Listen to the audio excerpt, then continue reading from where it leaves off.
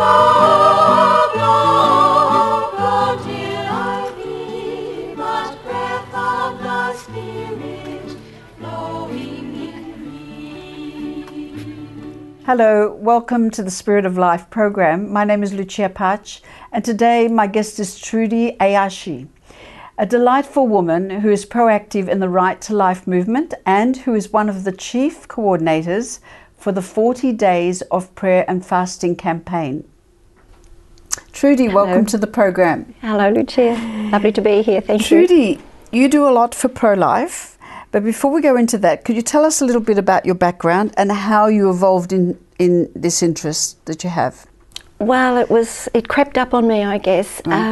My parents have always been good practicing Christians, and my first intuition that there was anything to do with abortion came when they were helping to stuff envelopes for the Right to Life, and they had the whole kitchen table full of these pamphlets, and they were stuffing envelopes, and I was wondering what it was about, and I did help out in doing that. So that was probably my first indication that there was this option for women to abort their children. I later, when I had my own children, joined in the last day when Right to Life had their final day after their week-long walk from various country towns, and I would always join in with them with my family, and there's often 500 people there, just being a silent witness to the fact that abortion does hurt women. It obviously hurts children, and I guess it's always been something that I've had instilled in me from that first time.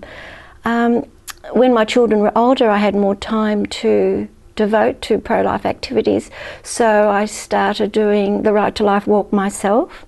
And my very first one was from Warrnambool, and we did that over a week, and it was covering about 200 kilometres. We did about 30 each day, and just being involved with a group of people that was just so active in their faith and so willing to give up a week of their time, and we were sort of like one big family. And it was on one of those walks that I met a lady that, whilst we're praying and walking and talking, she was saying that she was part of the Pregnancy Counselling Association, Australia Association, and she said, "Trudi, you should do it." So with more time on my hands, I thought, well, I will do that. It's a 24-hour national phone counselling service for women who are considering or have an unplanned pregnancy and they need advice. Now, some women do ring up specifically for to direct them to an abortion facility, but others are unsure. So we do try to give them both sides of the situation. We talk to them about the possible consequences if they do go down the line of abortion. Ultimately, it is their decision, but we do try to encourage them to do a lot of research. We give them the resources to do that research. We also give them backup if they do choose life. And over the 8 years that I've been doing this, and the counsellors that have been doing this for longer than that, there's never been a woman that's rung back and said, "Why did you tell me to keep this baby?" They've always rung back and said, "Thank you, it's the joy of my life." And I think that sort of inspired me more to step out and do something extra. On one of the last walks I was doing for Right to Life, I met this very charismatic Dutchman, and he had been to Brisbane, and over there he went to an abortion mill to pray outside it, and he saw that there was this 40 Days for Life program starting, and he inquired about it, and the person running it was saying this was an American initiative and it was for 40 days to pray outside an abortion clinic, and he was so impressed. He was already a member of the Helpers of God's Precious Infants. They've been standing outside abortion clinics in Melbourne for over 20 years, every day, 6 days a week. So he knew what it was like to be outside witnessing for women and helping them at that 11th hour. But he thought, wow, 40 days to stand out there. And so he brought it back. He came back to Melbourne, and he was sort of querying the other members of the Helpers of God's Precious Infants whether they would be interested in doing it, and they weren't jumping at that opportunity. But so he had a good intensive conversation with Our Lady, and he said he came away from that conversation very, very empowered. So he knew that was what he had to do.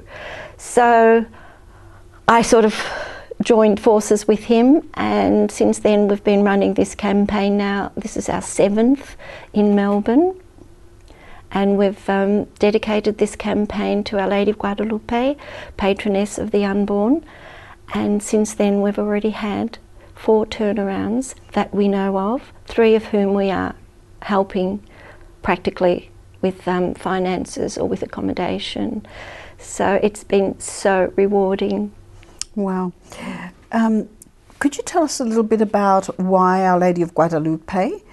We've probably got a minute before we go to a break, so you could... Our Lady of Guadalupe appeared to Juan Diego, who was a little herdsman in Mexico 500 years ago, and it was in the time of the Incas, I think, or the Aztecs, were slaughtering the young people as sacrifices to God, the young children. So Our Lady appeared to Juan Diego and asked him to build a church in the site where he met her. And he said, well, I can't go to the bishop and ask him to build a cathedral here because, you know, they're not going to believe me. And she said, don't worry, I will give you a sign. So she had asked him to go across over the hill, and in Mexico it's quite like a desert, go over the hill and pick these roses. Now that was unheard of, roses in Mexico. So he went, and over the hill there were these beautiful white roses. So he collected them in his tilma. A tilma is made up of I think it's a banana leaf or papyrus or some vegetable that is woven into it like a poncho. So he gathered the roses up in his tilma and took them over to the bishop. Now these roses were not native to Mexico, they actually arose from Andalusia or from Spain. Anyway, when you let go of the tilma to let the roses fall on the ground, there was the impression of Our Lady of Guadalupe imprinted on his tilma, and it still exists to this day, over 500 years. And the fabric that it was imprinted on, supposed to disintegrate within 7 years because it's a natural product and it doesn't last.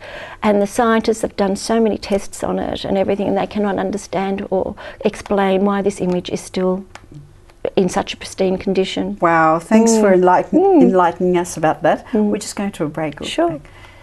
We'll see you back straight after the break.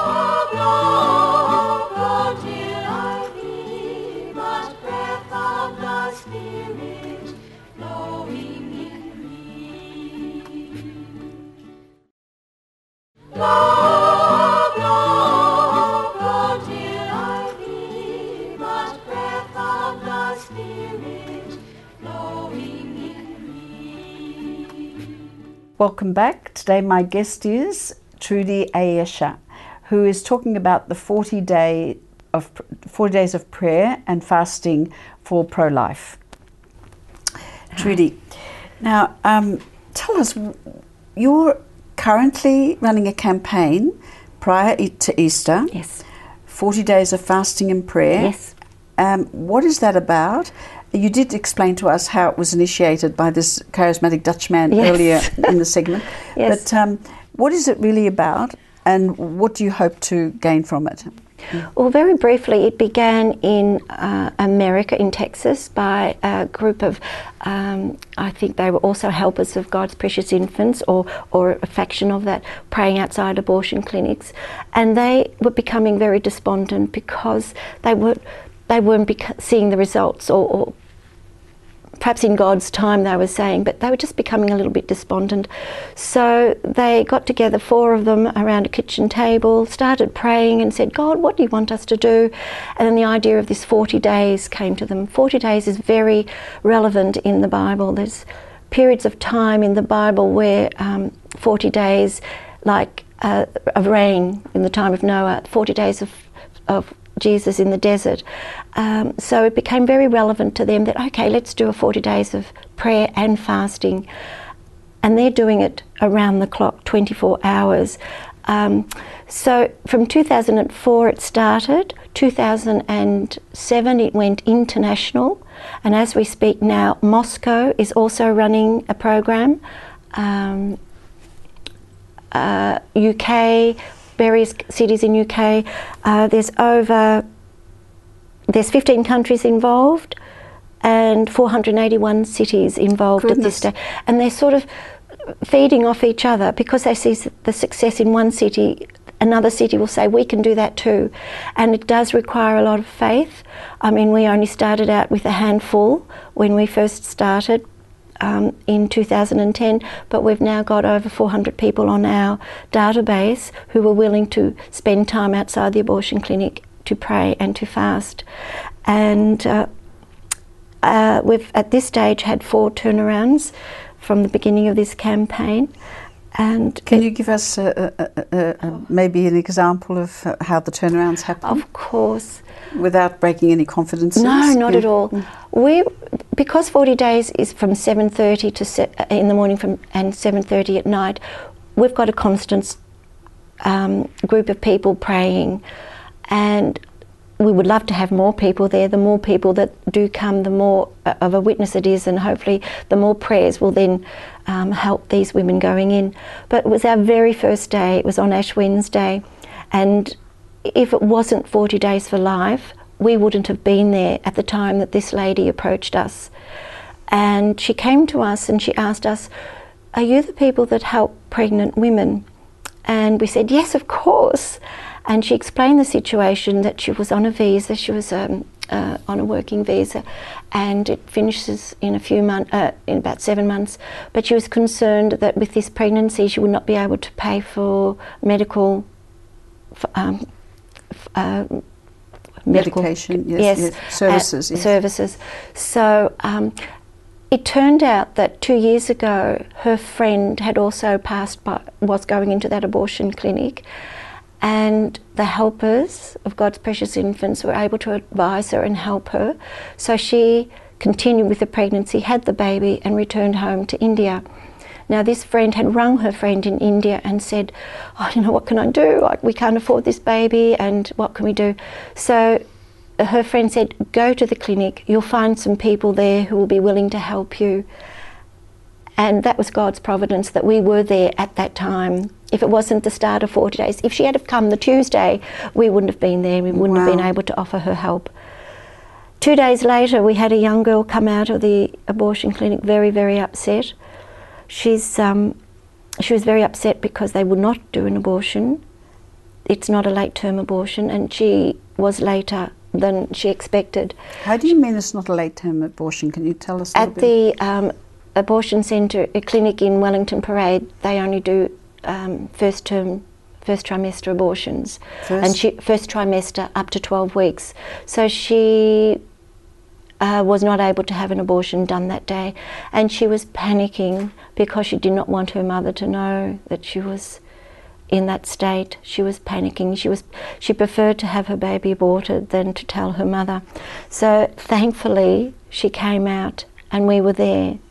Had she come out any other day, then when 40 days was not in operation, she would have gone to a late-term abortion facility. So we were able to help her. We are still helping her. I'm in contact with her every couple of days.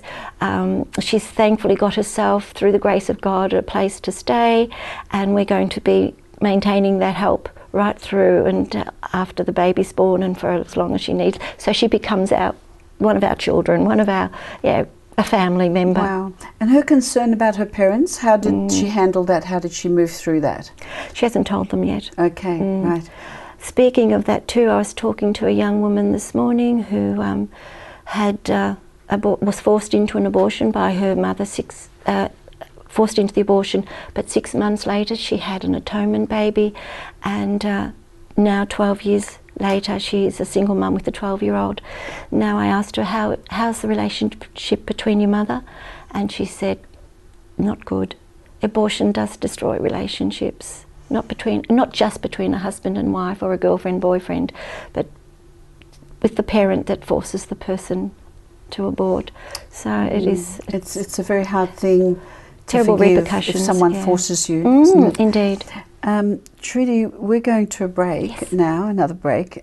So we'll take up the interview when we No come back. problems. You're watching The Spirit of Life. Hang in there. We'll be back straight after the break. Go till I be but breath of the Spirit flowing in me. Blow, blow, go till I be but breath of the Spirit flowing in me. Welcome back. My guest today is Trudi Aiashi, and we're talking about the 40-day prayer and fasting campaign that's on at the moment regarding pro-life. Trudy, Yes. I want to be a little bit of a devil's advocate here. Yes. Trudy, some people would say, why bother praying? It's useless. It's pretty outdated, and why waste your time? No one's going to hear you anyway. The women are still going to go ahead with their abortion. What would you say to that? Oh, praying outside that clinic, it's like you're at Calvary, because this is the last opportunity for a woman to change her mind. And the fact that we are there does help change women's minds. We've, over the last 20 years, with the helpers of God's precious infants, saved over 300 babies. And I think the women, in seeing us there praying, it reaches into their hearts, because intrinsically they know that what they are doing, the decision they are going to make, is a lifetime decision and it cannot be altered. So it's a last chance, I guess, for them to turn around. And the fact that we are there, it's saying to them that society does care. There are people out there that do know that this is a moral decision that you're making. It's also against nature. We're programmed to be mothers. Our whole DNA is programmed in a way to be nurturing. And for a woman to be forced into that situation, I know they say that it's their choice to do what they want to do with their body, but ultimately it's a painful decision. They might say that I'm okay with it. As the women leave, we offer them help after post-abortion counselling. We offer them face-to-face counselling if they need it, the pregnancy counselling line, which is 24-hour around Australia. And we offer them the consolation that God does forgive them, is forgiving them. The moment they even walk into that surgery, God is forgiving them, because He realises that what they're doing, they're in a state of mind where they cannot clearly understand, or they've lost contact with God, but He is still there loving them. They've just lost communication with Him. And if we say to them, God still loves you, and it's through prayer, He will give you and grant you His great mercy. They just need to know that He's there waiting for them to offer their ask for forgiveness. That's all they need to do, and there's so much healing from God. I mean, He gave His own Son for us. The mercy that we get from the crucifixion is just limitless. So There are interviews that I have done with a particular one man that comes to mind where, you know, he was orphaned out. Oh, yes. And he has got the most amazing ministry and purpose in life, the way in which his life evolved. That's the story in itself. But the point I'm trying to draw out there is, it seems like there's always a purpose and a plan, no matter how the circumstances of conception came about. Yes. Just on that, sorry, Lucia, when we think of all these people through history who have been saved from abortion, the famous opera singer, the Italian... Is it not? He's a gorgeous blind singer, Andre Pacelli. Oh, yes, Pacelli. Yes. Well, his mother was asked to abort, but she went through with the pregnancy, and look what beautiful talent we have. Justin Bieber's mother, also an unmarried mother, found herself in that position.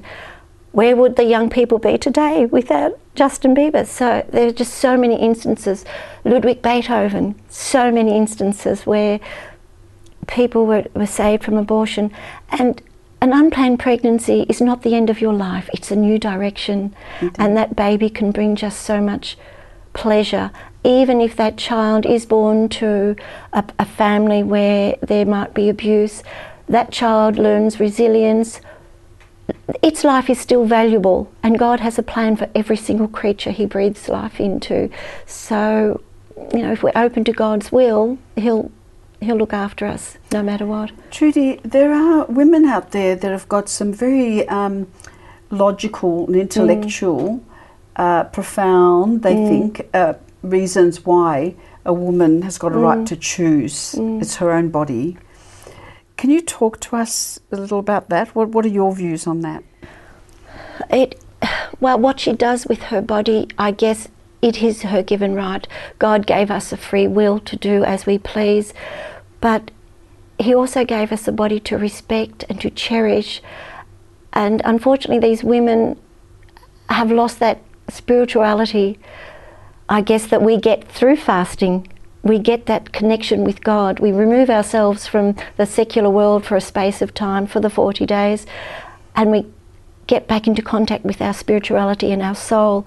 These women have developed their physical side, their social side. They haven't developed their spiritual side. And when you remove God out of your life, anything is acceptable. And they will be answerable to whatever they do to their body. Abortion doesn't give them liberty or freedom. It gives them lifelong guilt. And that manifests itself in anger, sadness. And I think a woman who goes to term with an unplanned pregnancy, the joy of that unplanned pregnancy is in the baby, the great love she will have with it. So unfortunately, these women sadly have lost God, have put their secular, egotistical needs first. But we've all come from our Creator, and we'll go back to Him, hopefully. Yes. And that's you obviously speak from experience, spiritual experience, and encounters as a result of prayer. Yes. And that's very difficult to impart to people, isn't it? Like, we look at you and you're just another woman. Yes. But your experiences, first-hand experiences of those spiritual moments where God does turn up. And we live in a hedonistic world today where God is outdated. Yes. But are we happier? Is society happier? Look at the aggression out there. Look at the graffiti. Look at the evolution of the sexual relationships. It's not benefiting society. Families are breaking down. But if we go back to embracing our faith and respect for God, then things will change. And I think it's about constructive life force and destructive life force. By their fruits you shall know them.